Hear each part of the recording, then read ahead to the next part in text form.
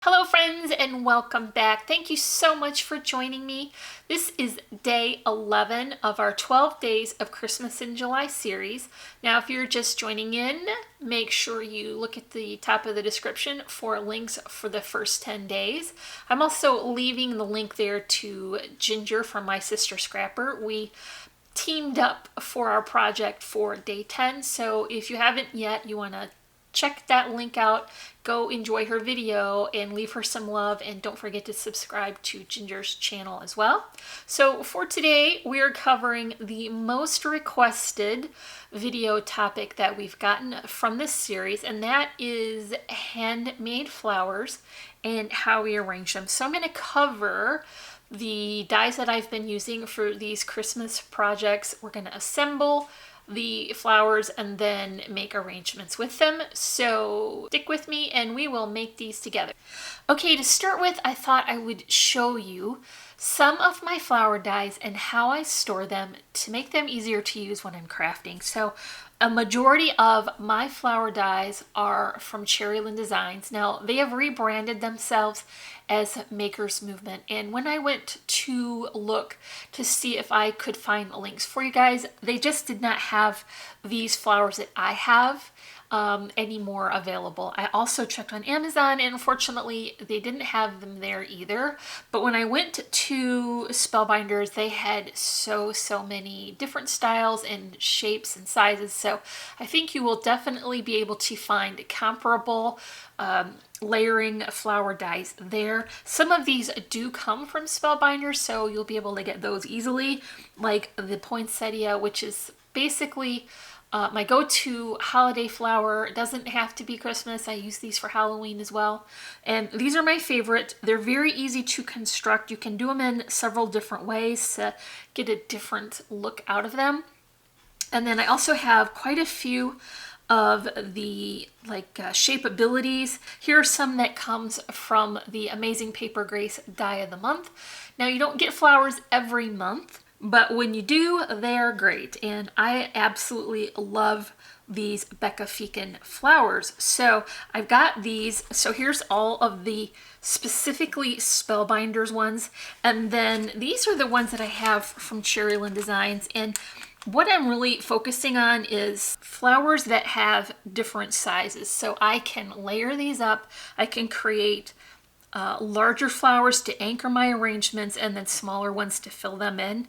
This is a cherry blossom and it has a very generous sized petal. These three are really good for building a nice size arrangement. So you got like little filler flowers and then larger focus flowers and then ones in the middle. So what you want to do for a good looking arrangement is alternate petal shapes and then colors and sizes, so you get a good variety. I'm also looking at these foliage dies. So what I've got is like a flourish. They're a set of leaves together on a stem, and those look very nice on the ends of your arrangements. There are some more delicate ones. These came from Cherryland Designs as well, all the purple ones, but you can find similar ones on that Spellbinders website. There's some smaller leaves. These are graduated size, so you can get a nice variety to match whatever flower arrangement size you create. And then I also really like skeleton leaves. So it is a little bit delicate. You can cut your mirror cardstock, or I usually do white for these and then layer them in with my green leaves. So this is just a nice variety of foliage to tuck in and stack up for your arrangement. So for the flowers I'm going to create today, I'm going to use my Spellbinders die. And this is the Cinch and Go poinsettia. I picked mine up from Amazon, but they're available on the website as well. So I cut some pretty blue cardstock here, and I'm going to do these two ways. So what I want to do is the folded way, which is how I typically do them, and then I'll do one that is shaped. So why would you do them differently? here is an example right here. This one is folded, so they're much easier to create. You don't have to get any of your tools out. They're a little bit flatter, and I like that for arrangements because I want to stack up a fair few different flowers. So for me, this works really well. You can also shape them, and these are a little bit more dimensional. I don't know if it's as obvious on camera, but they have a beautiful dimension, and you can include some larger centers. So rather than being stamens, I went for some stems from a floral pick. So let me just show you how quick these are to make. This is just 2 of the same size for the poinsettias, and this is just folding. I'm just holding that score line and folding on it. And then I'll do the second one as well. And so I like to make these in big batches when I'm watching football, or if we're watching a movie or something. I have a desk in my living room, and I can bring out my little die cutting machine and just make flowers for hours. It's very relaxing to me. I like busy work, and if I sit too long without doing something, I will definitely fall asleep. So this is what I do to fill time while we're watching TV or doing other activities, and I don't need to really focus on it. I can just listen, and then I can do this busy work, and I can get a fair few of these done. I have these little bins made up to look like this, and I just fill these up with the different colors or different styles, and then I put them in a bin. Then I have them all ready to use when I am ready to be creative, and that saves me a lot of time. So here's those 2 dies. I shaped them and then I glued them together. You see I put Tombow on that. And then what I want to do is come in with my hole punch here. This crocodile has definitely seen better days. I put the smaller hole punched into there, and then I'm gonna bring in my stamens. So these are the double-headed stamens from Really Reasonable Ribbon. Now, they were out of stock on some of the colors for a little bit, but they look like they have restocked them, so there was nice variety available. I folded them in half. For this size of flower, I picked 5, so that works out to be a good balance between the flower and the stamen. And then when I folded it in half, I tucked that end into the punched hole.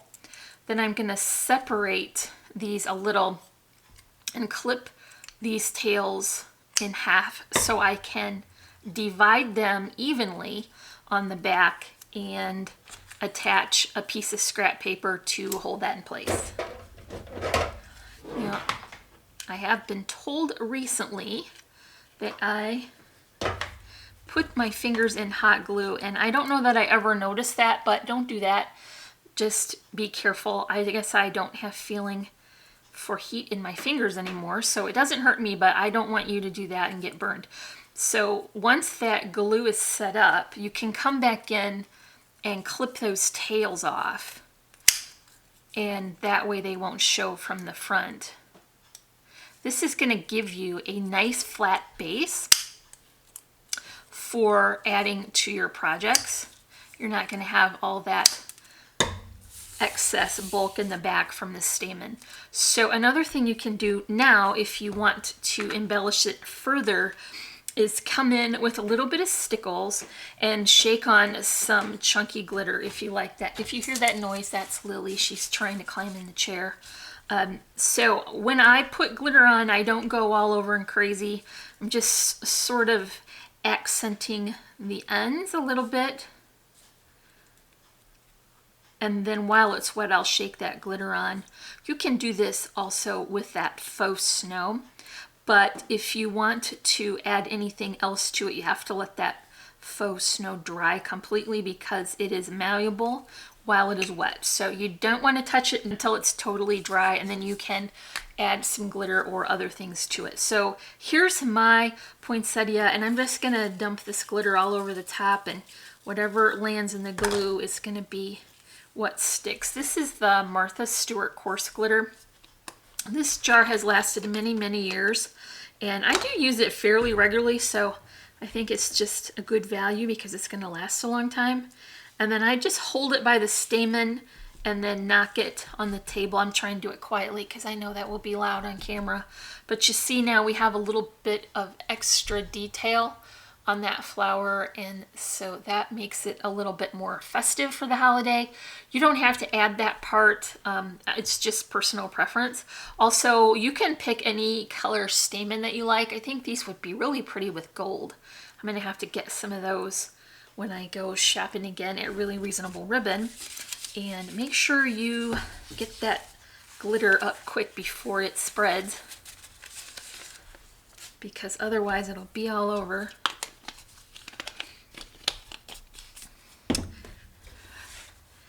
So for this one, I'm gonna shape it. So I'm gonna use the shaping tools, and then I'm gonna assemble it like I did the first one, but then we're gonna change out the center. So I think for the petals, this size will be nice. And I'm gonna tip it over. Sometimes when I do shaped flowers, I like the cup to fall upward, and so I would not flip it over. But on this one, I'm gonna flip it over, and then we're going to shape the center as well. So I want the blue to be showing on top, not this color. So very important to pick heavier cardstock. So at least 65-pound cardstock, but not more than like 80, because you're going to have trouble bending it without creasing it. So here's the largest tool here. I'm just gonna squish it down a little bit so I can shape that up. Once I glue them together, I'm gonna squish it again. I'm just gonna offset those layers so that I get a nice full flower. And I'm going back with that largest end of the tool and really squashing it down. This is that foam mat, so it will take some compressing to get it all the way to where it's flat, and that's what you want to do to give it that nice shape. And just hold it for a minute so that that glue will set up. Now you can see the difference before I do any other layering, what you get when you shape it rather than fold it. And it's definitely significantly bulkier. There's more room in the center for stamen, and rather than pick my Really Reasonable Ribbon stamens, I've gone to Hobby Lobby and picked up a floral stem, and it has all these sweet little buds on them, and this matches my paper pretty perfectly. So I'm gonna pick 3 to add to the center. This one has an extra one. And then I do still need to punch the center. Don't worry about flattening a little bit. You can get it straightened back out. I don't know if you can see very well, but I'm just being very careful to get to the center, because you don't want to cut through too much of that leaf and cause them to come off. So put these into there just like you did on the first flower, and then really press them in so that they're nice and tight against that flower, and then separate them like we did on the first one and glue those stamen ends down. And you can come back in and reshape that volume, and that will look absolutely beautiful on your crafting project. So that's 2 different ways to make the same flower. We got very different results, and I think they're both really pretty. So I have already prepared quite a few flowers here, and you can see here on this end, they are the same ones that I just demonstrated. So you can use the same die to create leaves just by cutting it with green cardstock and then layering it so that you can see the petals. So I did that for all 3 of these, and they are ready to go on a project. So one of the favorite things that I really like to do for flowers is to use my pattern paper. So when I get scraps of anything plaid or a microprint, I just tuck it in a box and save it to make flowers with. So I've got some for Christmas, and then I have a separate little box for Halloween because I do tend to make a lot of Halloween flowers as well. It's important to remember that your scale of the pattern on your paper should be smaller. That way you don't lose what the pattern is about when you die cut these smaller petal shapes. So I've got like a micro dot here. There's some plaid.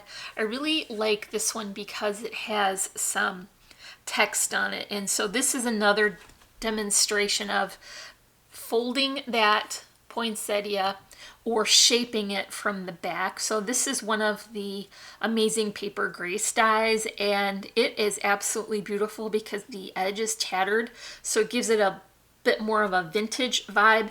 And so I created these flowers in a different way so you could see the difference in volume you get when you shape them as opposed to folding them. There are a couple different stamen colors here as well. Just match what works best with your paper. For these two, it's the same flower, but I used a Distress Ink, this Shabby Shutters, into the center. So that gives it a little bit of extra detail and a little bit more depth. Now these two flowers are that same beautiful die, and I cut glitter paper with it, and they shaped beautifully. Same centers, same everything. They're very hard to glue together with the Tombow. You have to switch to a hot glue because you need that adhesive to get through the texture of the glitter, but otherwise they stay together perfectly, and they're really extra festive that way. So I got a couple of non-traditional Christmas colors. Anything goes for me. I don't really have a rule about green and red. I like any kind of theme, so blue works really well for me. And then look how cute that pink is. So if you were doing a retro project or something for shabby chic, you could definitely do pink flowers. These are striped, and you wouldn't think stripes would work, and they don't always work. Certain petals are okay for stripes, and this worked out pretty well. I've also added a shinier stamen, so it's a little bit different looking, but I think it works really well together. And then these are beautiful, dark, rich colors and black stamens. That's pretty cool for a Christmas card that has a more traditional or vintagey vibe, and I think they're all really beautiful, very different, and easy to make. I made these in not too much time. Here's a small sample of the stamens that I picked up from Really Reasonable Ribbon. I've got matcha green, white, gray, champagne, and blue. And like I said, she has been restocking these, so there was much more variety last time I looked. Okay, now that I've showed you how to assemble some of those flowers and the different varieties you can create, I thought I would walk you through how I am putting these together. So what I've got is some alternating colors of foliage, because you definitely want to be able to see each layer. And I'm just going to start assembling these. I'm going to add my loopy twine bow. Then I'm also going to add the skeleton leaf. Remember I told you that I cut these from mirror cardstock, so I'm going to add that here as well. And I'm going to come back in here real quick and snip these tails. Then I'll do the same thing for the other side. Now I've got leaves for either side. I do always try to create my floral arrangements off project. That way I can move them around and get them positioned just exactly how I want them. And so what I want to do is grab my center flower. This is the largest one. This is what I'm going to call my focal flower. Then I'm going to break up these colors by including just a plain old white filler flower. And then here is my first patterned poinsettia, and that's just gonna go right here. Don't be hating on my glue gun, I know it's a mess. It's well used. Okay, so my last flower is gonna go right up here, and I am just creating that nice curve. Then I'll finish it with the leaves. So here is my larger arrangement, and that one is going to go at the bottom. And I always like to include a second smaller arrangement. So this one's just going to have the green leaves and the twine bow. My first flower is going to be that pretty blue. And then I've got one more smaller filler flower to put on top. I've prepared my card base in advance here, and I put all my usual layering on it. This is one of my new stamps from Whimsy Stamps. This is the glitter globe, and I'm absolutely obsessed with this. It was so much fun to color. I used a bit of a color wash in the background to get the snow globe effect. The trees have a lot of dimension, and the little house has a string of lights that I finished with my Nuvo drops, so they're a little bit shiny. I don't know, can you even see that? I do a lot of work and it doesn't show. Anyway, I put my snow on with my Signo white pen and just dotted that around, and then I added a little bit of my faux snow to the top, so it's a little bit extra frosty, and the little sentiment came as part of the stamp set. So I really love this, and I'll link that in the description if you want to go check it out. I highly recommend you do, because I had such a good time coloring it. So I'm going to put my first arrangement on here. Before I add my arrangement for the top, I want to add my little snowflake charm so that I can hide that string underneath the flowers. I've tied myself a little bow here of slate blue wrinkle ribbon. This is my absolutely new favorite ribbon from Really Reasonable Ribbon. And I've got to go get myself a whole roll of it because I'm going to put it on everything. Just adding glue here, and then I'll position it onto my flowers and hold those loops in place while the glue sets up so they will fall exactly in the position that I want them. Then I will adhere that down to my card base. By the way, I am considering doing some coloring videos because I'm having such a good time with my new stamps, and I know a lot of you guys are crossover crafters as well, so you may be doing coloring as well as pattern paper card making. If you're interested in that, you can let me know in the comments. I appreciate your feedback on that, because I'm always interested in making sure I cover all of the topics that you guys want to hear about. So here is my second bow, and I'm gonna put that here at the bottom to balance this one here on the top. Okay friends, that is all for day 11 of our 12 days of Christmas in July. If you enjoy it, make sure you come back tomorrow for day 12. There will be a special announcement, so you don't want to miss that. Leave me a comment and a big old thumbs up. And if you're not already, I would love for you to subscribe. Don't forget to hit that bell notification so you'll be alerted every time we add new content. And as always, I'm wishing you a happy and productive day, and I thank you so much for watching. Bye!